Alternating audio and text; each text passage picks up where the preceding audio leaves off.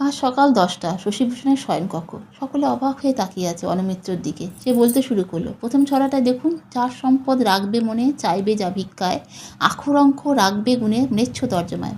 মানে দেবীর কাছে যে চার সম্পদ ভিক্ষা চাওয়া হয়, জ্ঞান, বৈরাগ্য, সিদ্ধি, অর্থ, সেগুলির ম্লেচ্ছ তর্জমা কি? নলেজ, ডিসপারশন, অ্যাচিভমেন্ট এবং ওয়েলথ।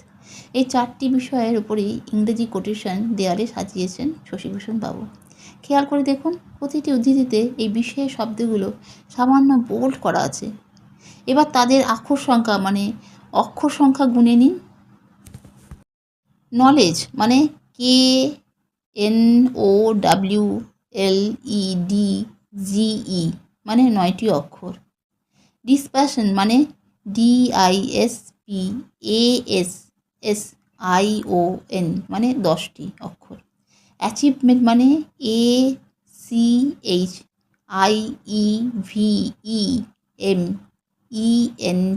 মানে 11টি অক্ষর। প্রথম 5 ঘরে এই 3টি অঙ্কের সংক্রম মানে 91011।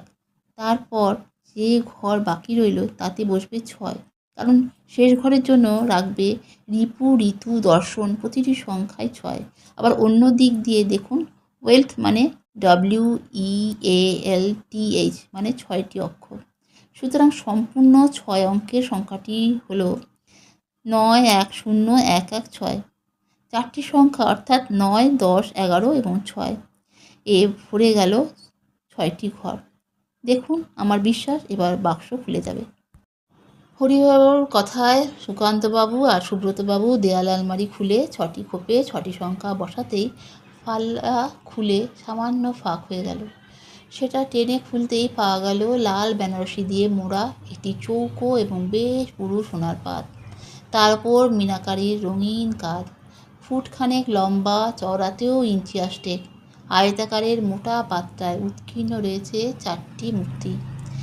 একেবারে ধারে শিব, এক হাতে ত্রিশূল, অন্য হাতে ভিক্ষাপাত্র, মাঝে দেবী অন্নপূর্ণা, তার দুপাশে লক্ষ্মী এবং সরস্বতী। অনমিত্র দেখে বলল, 2 দেবী আর স্বামীর সনে মিলবে ভগবতী। ভগবতী এখানে অন্নপূর্ণা, 2 দেবী লক্ষ্মী আর সরস্বতী এবং ভগবতীর স্বামী শিব। আর মায়ের পায়ে নত হতে থাকে যদি মতি। পায়ে নত মানে প্রণত অর্থাৎ প্রণাম।